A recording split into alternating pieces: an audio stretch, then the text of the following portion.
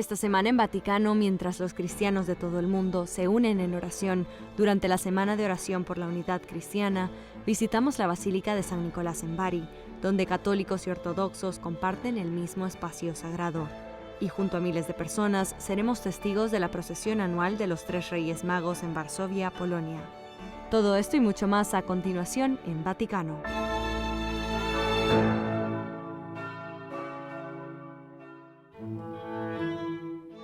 Del 18 al 25 de enero, los cristianos de todo el mundo celebran la Semana de Oración por la Unidad Cristiana, una invitación anual a rezar juntos, a encontrarse unos con otros y a mantener viva la esperanza de la plena comunión. La temática se inspira en la carta de San Pablo a los Efesios, un solo cuerpo y un solo espíritu, como es una la esperanza a que habéis sido llamados. Obviamente este es uno de los textos clave del Nuevo Testamento para la unidad de los cristianos porque la palabra uno aparece muy a menudo. Un solo espíritu, una sola esperanza, pero también un solo cuerpo, un solo Señor, una sola fe, un solo bautismo, un solo Dios y Padre. Ese énfasis en uno también ha marcado el trabajo detrás de las cámaras. Este año el grupo internacional, copresidido por el padre Martin Brown, ultimará las oraciones y los himnos recopilados y preparados en Echmiadzin, la sede madre de la Iglesia Apostólica Armenia. Están muy orgullosos de su tradición de ser una de las iglesias más antiguas. Han recibido la fe evangelizada por los apóstoles Tadeo y Bartolomé. Su sede madre de Echmiadzin es una de las sedes más antiguas y también una de las iglesias físicas más antiguas del mundo.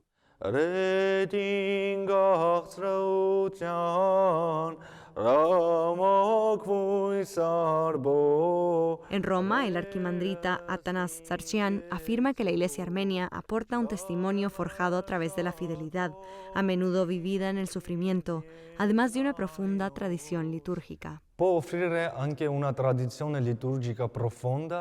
También puede ofrecer una profunda tradición litúrgica, rica en significado, que ayuda a las personas a rezar, a hacer una pausa en silencio y a acercarse a Dios.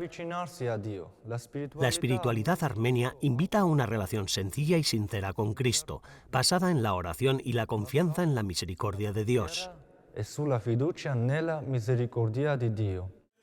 Pero el corazón de la semana es una elección, especialmente cuando la unidad entre los cristianos parece difícil. La esperanza es nuestra negativa a ceder a la desesperación. También nos negamos a ceder a la desesperación en lo que respecta a la unidad de la Iglesia, aunque en muchos casos las barreras parezcan insuperables. En realidad, no sabemos cómo actuará Dios, por lo que la esperanza es un proceso de confianza. En Roma, la semana concluye el 25 de enero en la Basílica de San Pablo Extramuros con las vísperas ecuménicas, un momento en el que el obispo de Roma reza junto a los representantes de otras iglesias y comunidades cristianas. Pero la semana también puede ser celebrada por los fieles cristianos de todo el mundo a través de los servicios ecuménicos compartidos o las reflexiones diarias de oración recitadas a lo largo de sus 8 días de duración. Cosas sencillas como visitar otra iglesia, invitar a personas de otras iglesias a visitar la nuestra o simplemente compartir un café por la mañana o un té por la tarde. Algo tan sencillo como compartir un momento para conocernos unos a otros.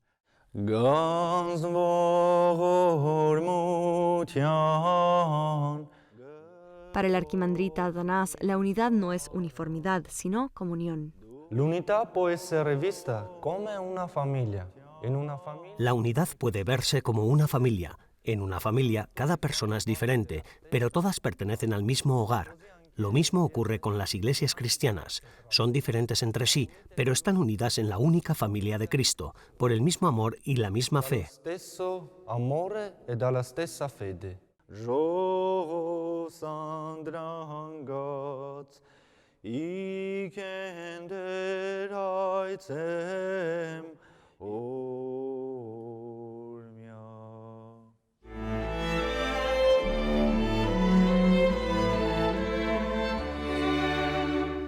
A continuación en Vaticano, la Basílica de San Nicolás de Bari, donde Oriente y Occidente oran juntos.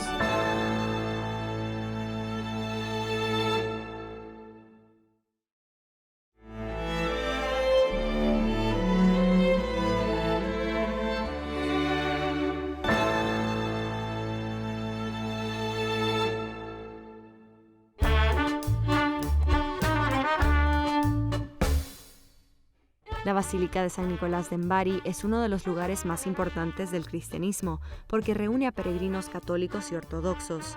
San Nicolás ha sido considerado durante mucho tiempo un puente entre Oriente y Occidente.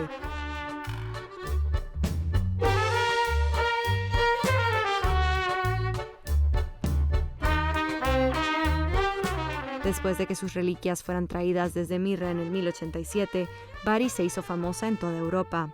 Y aún hoy, peregrinos de todas las naciones llegan a diario para venerar al santo del diálogo interreligioso. De hecho, después de la Santísima Virgen María, San Nicolás es el santo que ha recibido la devoción más extendida en la historia de la Iglesia. Questa è una cosa che nei secoli la Basilica di San Nicola ha sempre prodotto. La Basílica de San Nicolás ha generado continuas peregrinaciones de hermanos de todas las confesiones que venían aquí a rezar ante la tumba de San Nicolás durante siglos. Y con el paso de los años, esto cada vez más se ha convertido en una forma de encontrarse en la oración, de rezar juntos. Un hermoso ejemplo de este encuentro cada vez más estrecho es visible incluso arquitectónicamente dentro de la basílica. Inmediatamente después del Concilio Vaticano II, los padres dominicos decidieron, con el fin de fomentar la oración en nuestros hermanos ortodoxos dentro de la propia basílica, construir una pequeña capilla ortodoxa. Es la que se ve al entrar a la izquierda, en la esquina izquierda. Ese era el lugar donde nuestros hermanos ortodoxos celebraban la Divina Liturgia dentro de la basílica. La Divina Liturgia all'interno della basilica. En la Basílica de San Nicolás, lo que llama la atención es que la Divina Liturgia ortodoxa y la Misa católica se celebran al mismo tiempo. Ecco, la straordinarietà, insomma, di questo. En eso se aprecia la naturaleza extraordinaria de este lugar y del camino ecuménico que se ha recorrido, un ecumenismo de oración y de encuentro fraternal. Poco a poco, esa capilla lateral dejó de ser necesaria, porque nuestros hermanos ortodoxos comenzaron a celebrar la Divina Liturgia en el altar de San Nicolás, tanto en la cripta como en la basílica, el mismo altar en el que los católicos celebran la Eucaristía. Es un signo realmente hermoso, algo que no ocurre en todas las iglesias cristianas. Esta característica especial de San Nicolás, que también se desprende de fuentes oficiales, sigue siendo bastante misteriosa. No es fácil entender la razón exacta por la que un santo tan popular y profundamente vinculado a la caridad ha logrado unir de una manera tan especial a tantas personas en la devoción. San Nicola è, Digamos que, entre los ortodoxos y los católicos, después de la Virgen María, es sin duda el santo más venerado. Es por eso que la basílica es realmente un lugar de especial importancia. Sin duda, es un punto de encuentro.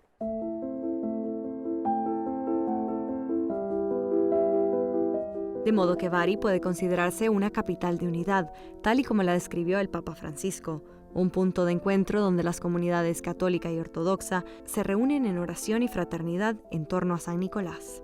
D'altronde, in modo particolare la Chiesa russa y la Chiesa greca, ma anche la... Además, las iglesias rusa y griega en particular, pero también las iglesias georgiana y rumana y otras que no quisiera dejar de mencionar, prestan especial atención a esta devoción. Esa es una de las características únicas de este lugar. Se puede encontrar algo similar en otras ciudades italianas, pero en Bari se siente con más fuerza porque hay comunidades estables que viven aquí, comunidades ortodoxas de origen ruso, rumano, georgiano y griego que habitualmente vienen a celebrar dentro de la basílica, no como peregrinos que llegan de otros lugares, sino como residentes que celebran y viven su liturgia y su devoción a San Nicolás. De este ecumenismo vivido nació el Instituto Ecuménico San Nicolás, fundado por el entonces arzobispo de Bari, Monseñor Enrico Nicodemo, junto con la Conferencia Episcopal de Apulia y los dominicos. La cultura è imprescindibile, cioè la capacità di... La cultura es esencial, la capacidad de conocernos unos a otros y de afrontar los capítulos de la historia que, lamentablemente, han dividido a los cristianos. Este lugar se ha convertido en uno de los 3 institutos de la Facultad Teológica de Apulia, arraigada en la región desde hace unas 2 décadas y que reúne a diferentes comunidades académicas, entre ellas el Instituto de San Nicolás de Teología Ecuménica y Patrística. Y lo que lo hace notable es esto: no comenzó como un proyecto académico. Es uno de esos raros casos en los que la erudición surgió de la realidad vivida. Eso es realmente extraordinario. Dove la ricerca accademica è conseguenza di ciò che avviene nella realtà. Questo è veramente straordinario.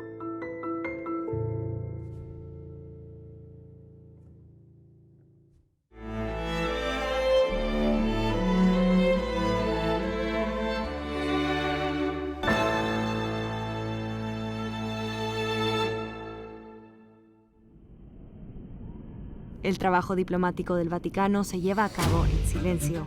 Quizás no conozca su nombre, pues este cardenal ha pasado la mayor parte de su carrera trabajando discretamente.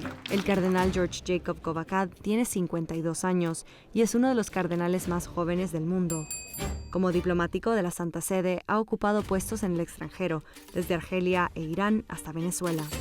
Luego, el Papa Francisco le encomendó una tarea aún más delicada, la oficina de viajes papales, lo que le valió la reputación de ser el agente de viajes del Papa, ayudando a organizar 12 expediciones papales a 18 países, en las que cada viaje se afronta en parte como una misión pastoral y en parte como una misión diplomática de alto riesgo.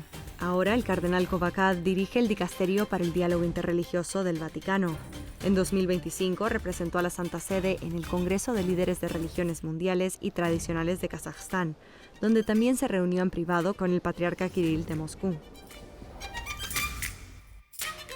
Este fue el primer encuentro de alto nivel en el pontificado del Papa León, y tan solo unas semanas después recibió a los organizadores del Congreso en el Vaticano para profundizar en esa cooperación. Y un detalle que la mayoría de gente no ve.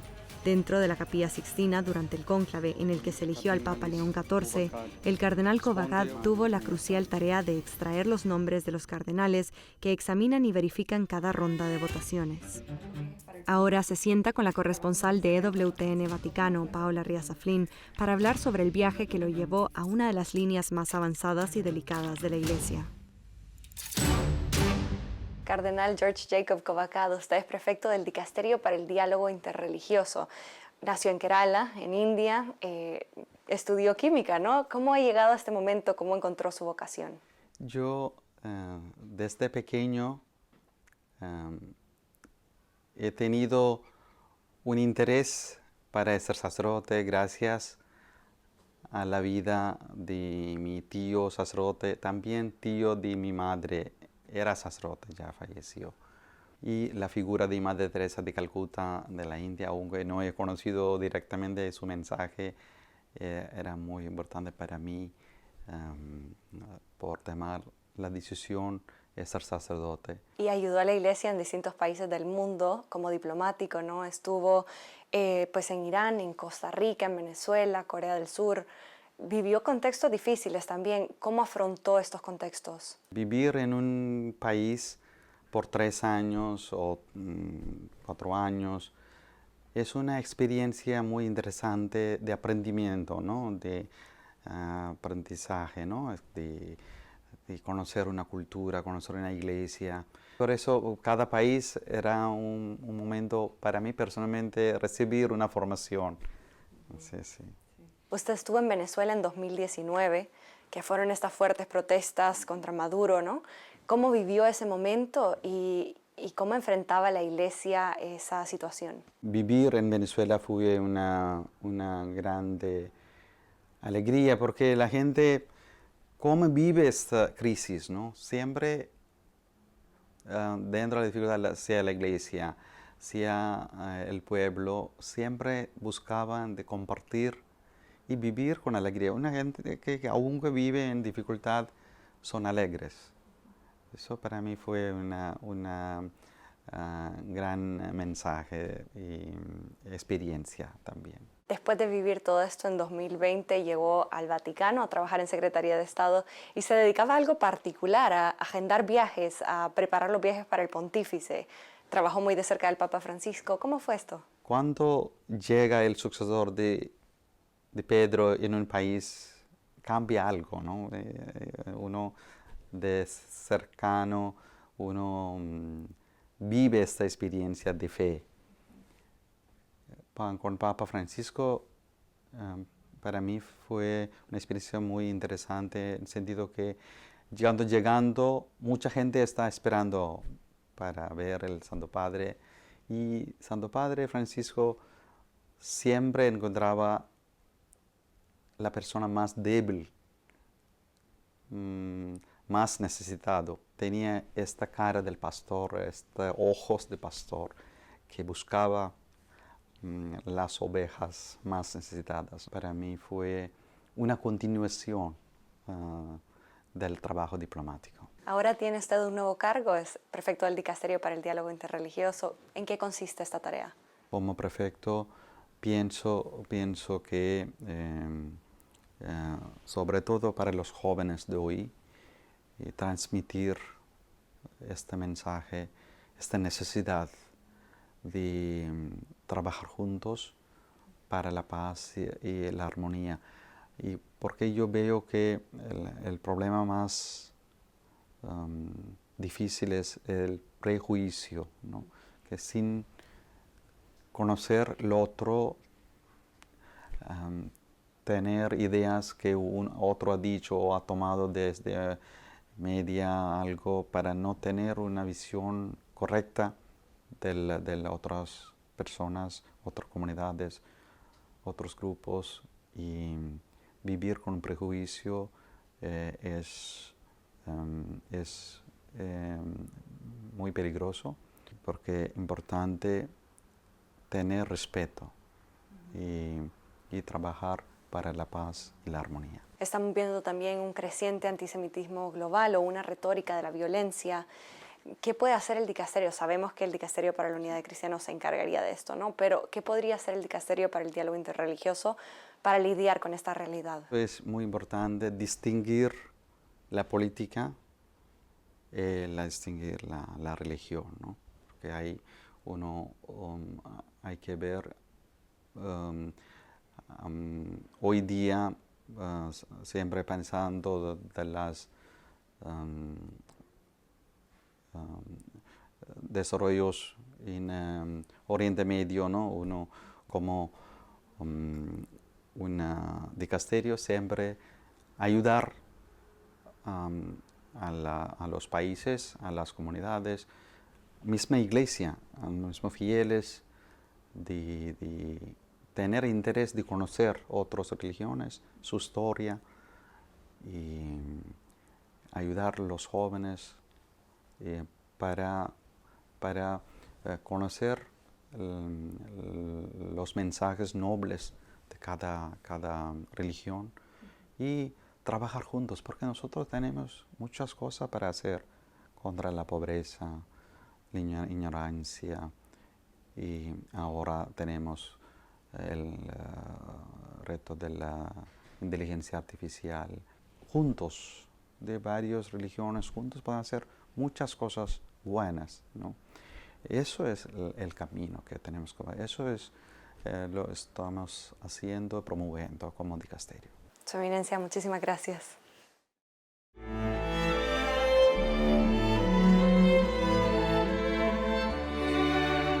Permanezcan atentos, después de la pausa nos trasladamos a Varsovia, donde la Epifanía estalla en coloridas celebraciones por todas las calles de la ciudad.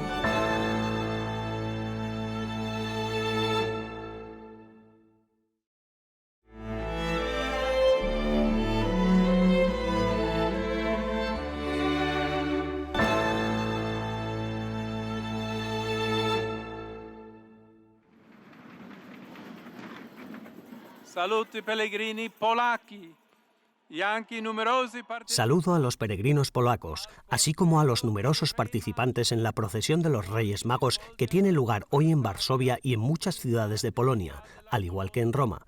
Os deseo todo lo mejor a todos. A tutti, auguro ogni bene. En la solemne oración del Ángelus que concluía la celebración de la Epifanía, el Papa León se dirigió a los fieles que participaban en la procesión de los Reyes Magos, especialmente a los de Polonia. Durante años esta tradición ha reunido a un número increíble de personas, creando un ambiente verdaderamente único en diversos lugares del país.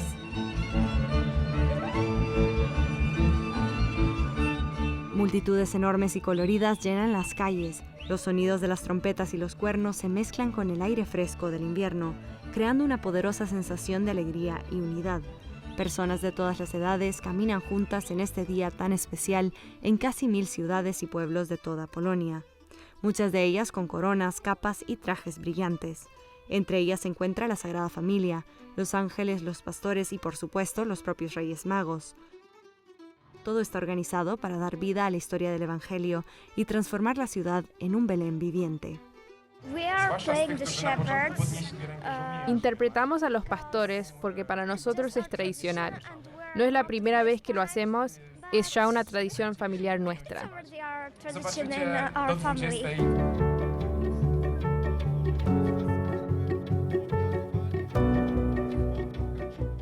El 6 de enero, toda la iglesia celebra una de las fiestas más importantes y antiguas del calendario litúrgico, que pone fin a las 2 semanas de la temporada navideña, la Epifanía.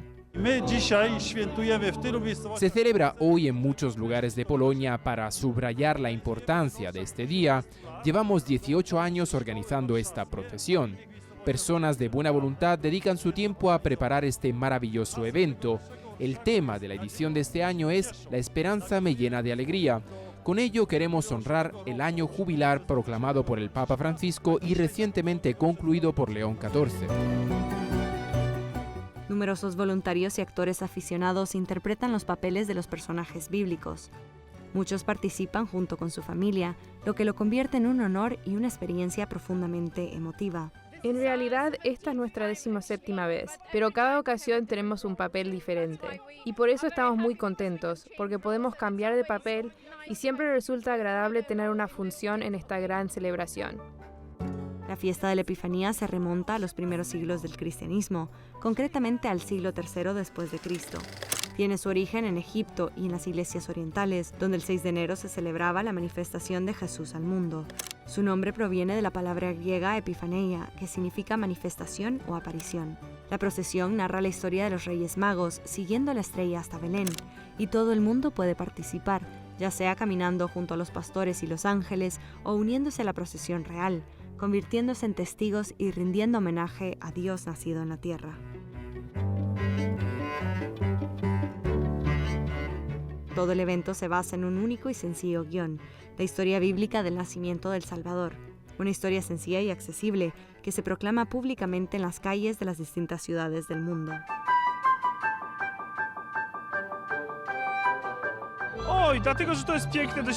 Es una experiencia preciosa. De hecho, es un encuentro con personas que creen en lo mismo que nosotros, que quieren encontrarse con el Señor Jesús. Y se puede ver que realmente somos muchos. Sí, hoy hace frío, pero aquí estamos, caminando juntos y también cantando villancicos.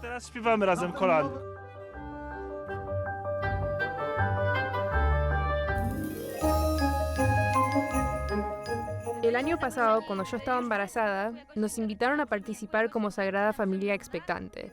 Recomendamos encarecidamente esta experiencia a las parejas en las últimas etapas del embarazo y pueden inscribirse a través de la fundación e unirse a alguna de las preciosas procesiones, que concluyen con una emotiva danza de ángeles. Las procesiones no solo tienen lugar en muchas ciudades de Polonia, sino que también se han extendido por otros países de Europa, como Inglaterra, Francia, Alemania, Ucrania e Italia. Gracias a los polacos que viven en el extranjero y a los misioneros de Polonia, esta tradición ahora también se celebra fuera del continente europeo, en Norteamérica y Sudamérica e incluso en África, incluyendo países como Zambia, Camerún, Ruanda y el Congo. La procesión de los Reyes Magos es un evento único y alegre que pone un broche memorable a las celebraciones navideñas. Más allá de su significado festivo y religioso, une a las comunidades, difunde la esperanza y celebra la fe, la tradición y el espíritu del voluntariado.